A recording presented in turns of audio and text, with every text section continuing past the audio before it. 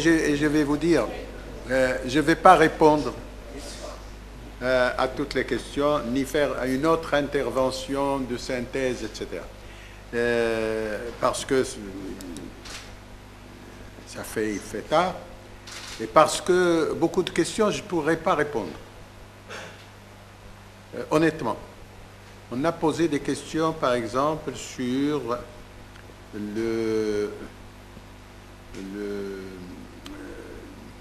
l'effet des distributions des dividendes, le fait de rémunérer le capital dans les entreprises, est-ce que ça n'occasionne pas une non-incitation à l'expansion, à la multiplication des...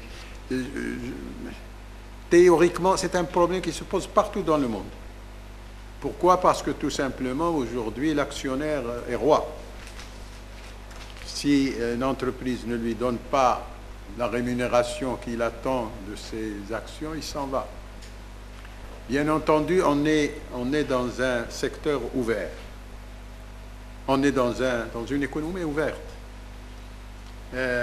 Il est très difficile aujourd'hui, et je rejoins la grande question qui a été posée entre un dirigisme de l'État, un dirigisme économique par l'État, ou la libéralisation et laisser jouer la concurrence et le libre arbitre des décideurs et des consommateurs. À ce propos, je vais vous dire quelque chose. Je crois qu'on n'a plus le choix. On n'a plus le choix pour deux raisons. Parce que on est dans un monde où il n'y a plus possibilité de voir s'ériger l'État parce que aujourd'hui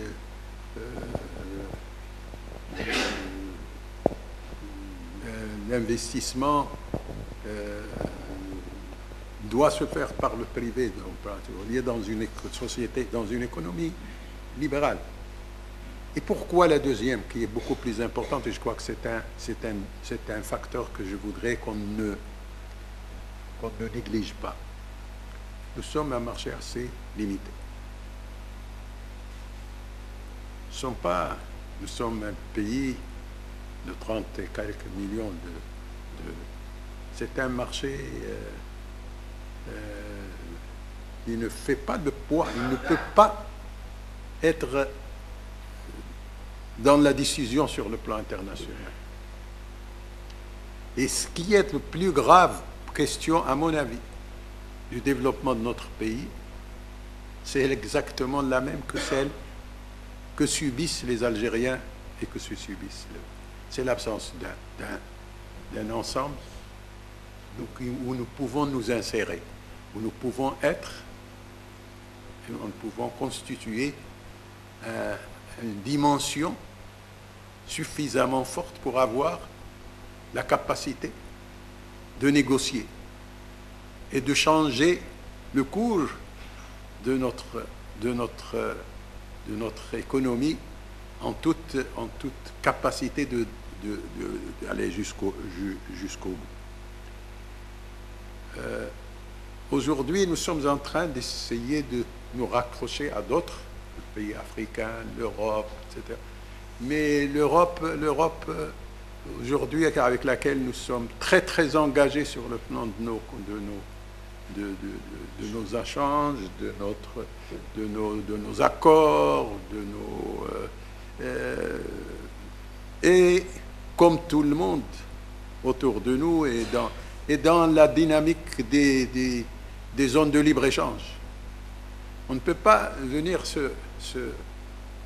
prendre une position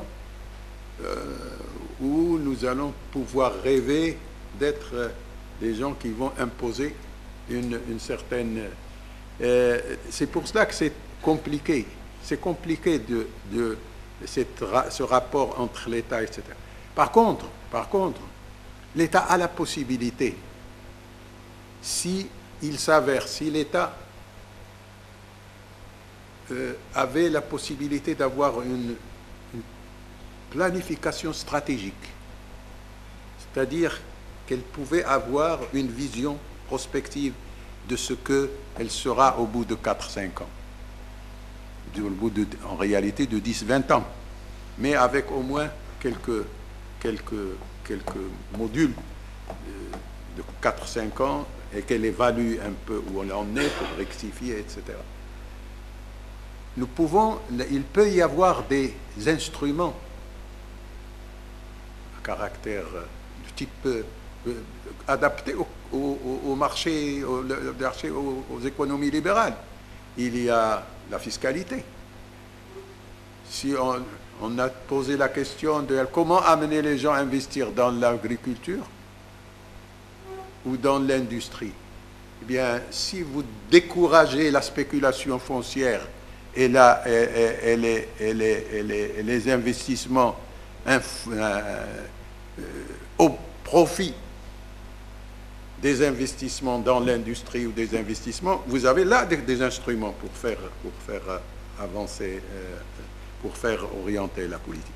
Mais on ne peut plus se dire qu'on va faire Mais l'existence même d'une vision débattue, je ne parle pas des plans de 1960, où on va réunir quelques personnes et on va dire, voilà, on va construire ça ici, ici. Non, mais une vision prospective sur 20 ans, sur 30 ans, avec d'autant plus... Faisons que notre démocratie soit une véritable démocratie. Souhaitons que les partis soient de véritables partis. Le plan sur 5 ans, il doit être débattu au moment des élections.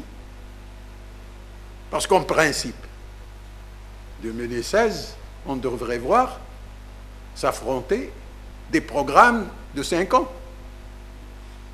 avec leur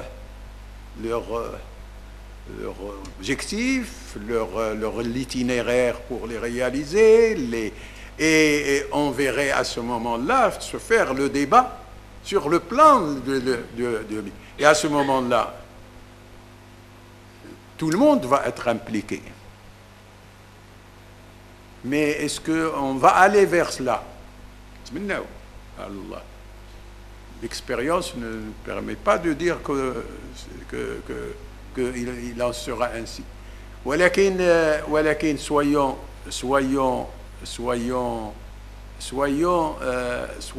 aussi réalistes. Il y a de cela 1 ou 2 ans, on avait fait ici un grand exposé sur c'était comment ça s'appelait, les ressources, non, c'est pas ça. Non, c'était où on posait le problème de les perspectives de développement, ou le modèle, avec l'histoire de l'énergie, en rapport avec le problème de l'énergie, en rapport avec la prise de compensation, en rapport avec les énergies possibles, en rapport avec l'évolution. C'était où nous avons posé les grands arbitrages qu'il faut avoir. Et ça a été avec une salle très largement fournie par des personnalités, et c'était accompagné d'un grand appel à toutes les forces de l'économie, des entreprises, pour qu'ils s'impliquent dans un débat autour de ces questions qui parlent sur le Maroc. Et Dieu sait qu'il y a 3-4 ans, le problème de l'énergie, le problème du prix du pétrole qui se flambait, comment il faut faire, est-ce qu'il faut faire baisser les prix, mais au détriment, ça sera au détriment des énergies non renouvelables. Donc aujourd'hui, ça mériterait toujours de la discussion, parce qu'on a le pétrole dont les prix du pétrole baissent, c'est très bien, mais les prix du pétrole baissent. Alors qu'au même moment, on est en train, nous, d'investir dans les énergies renouvelables. Au même moment, les gens qui investissent dans le monde se retirent il y a un débat qui doit impliquer les gens. Moi, je crois que nous avons un grand tort dans ce pays. nous avons été habitués à ce qu'on nous dirige, à ce qu'on nous dise ce qu'il faut faire. Ce qu'on nous dise ce qu'il faut faire. Mais aujourd'hui, d'ailleurs, même quand on voit l'histoire du Maroc, moi quand je vois l'histoire de France ou l'histoire de l'Allemagne ou l'histoire de je ne sais quel pays en dehors des États-Unis qui sont très récents, n'ont pas une grande histoire. Mais quand je vois l'histoire de la France ou l'histoire, c'est l'histoire d'un peuple, avec ses interventions sur les scènes, avec la création, avec le changement des techniques, des technologies de production, avec le passage d'un système de culture et de technologie, de culture, etc., vers d'autres, avec des quand on lit notre histoire, on ne trouve pas des choses comme ça. On trouve, yallah, l'histoire des dynasties. Mais il n'y a pas, on ne parle pas, on n'a pas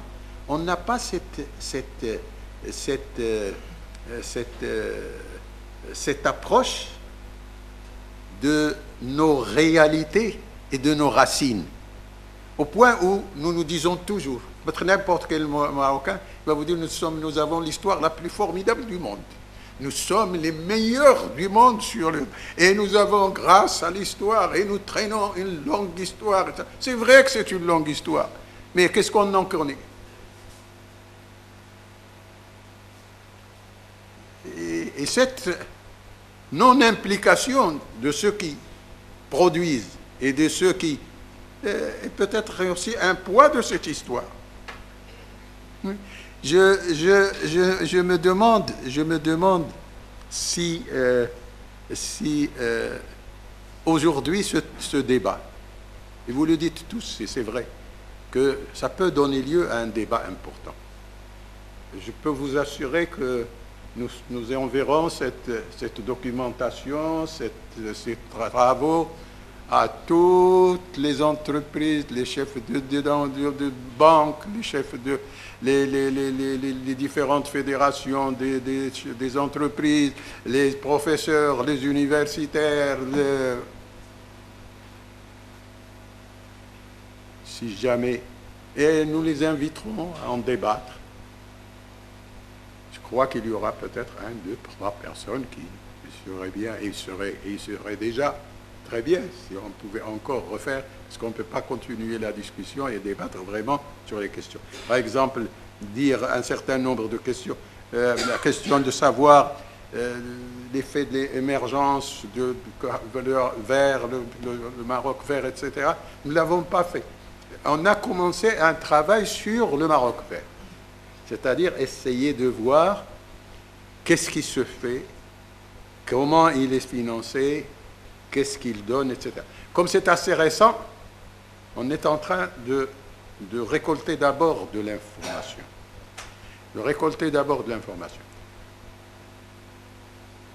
Ceci étant d'une manière générale, et pas uniquement ou spécialement le Maroc vert. L'information pour un département qui s'appelle plan, encore qu'on ne fait pas de plan au Maroc, c'est fini. Mais en tout cas, nous avons la prévision économique, nous avons la prospective, nous la faisons, c'est attributoire, on essaie de la faire. Donc, un département comme celui-là, il n'a pas accès à toutes les informations. Il n'a pas accès à toutes les informations.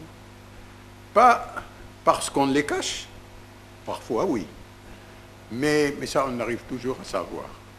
Mais tout simplement parce qu'il n'y a pas cette dimension de l'analyse et du suivi et de l'évaluation dans les différents départements.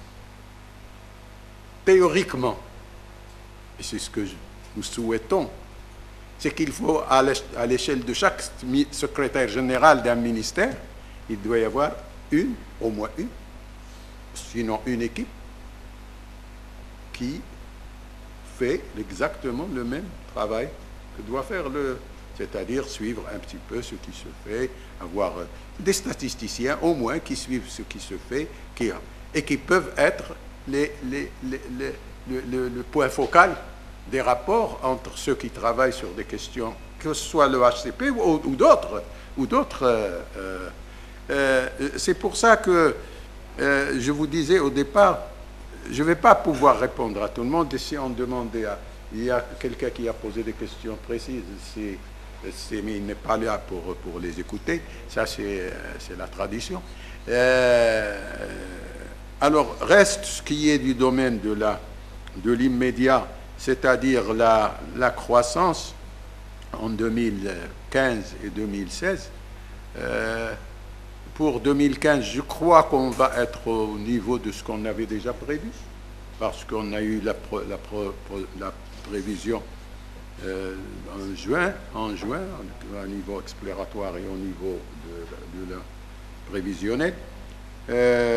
Par contre, pour 2016, on était dans le budget exploratoire à 2,6, qui avait fait beaucoup de bruit. Nous travaillons toujours de ce que nous sommes pessimistes. Or, je vous assure, je suis très optimiste dans la vie. Je suis optimiste parce que c'est ma vie. Et si j'ai milité pendant des dizaines d'années, c'est parce que j'étais optimiste pour mon pays. Je continue à l'être. Et je suis convaincu que même si nous avons beaucoup de problèmes, nous avons la capacité de les faire. Mais ce n'est pas le problème des pessimistes. À l'époque, et en nous basant sur l'année moyenne, on était à 2,6. Je souhaite que Dieu nous maintienne dans les environs de cette prévision, à défaut de quoi ce ne sera pas par pessimisme si on était bien en deçà de notre prévision. Mais cela se fera juste la semaine prochaine, peut-être, ou dans 10 jours, au cours d'un point de presse que nous organiserons pour donner une dernière prévision sur 2015 et nos prévisions sur 2016. Je crois, sauf si quelqu'un tient à ce qu'on lui réponde précisément sur quelque chose,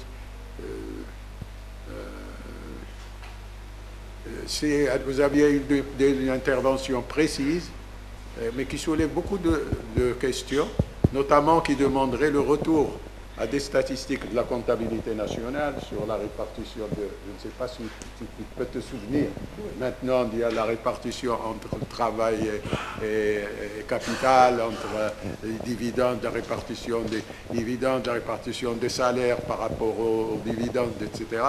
De même, entre les, ce serait intéressant aussi, c'est de voir entre la production,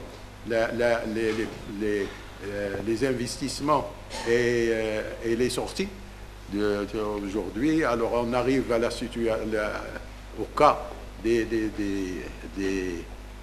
entreprises qui aujourd'hui alimentent, heureusement, notre commerce extérieur, mais nous avons un peu plus de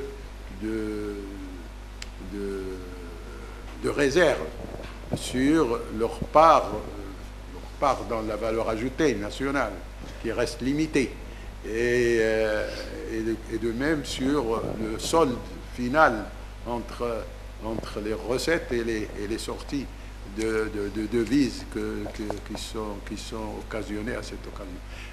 Tout cela, ce sont des questions qui peuvent être, moi je crois que nous avons pris note de toutes ces questions.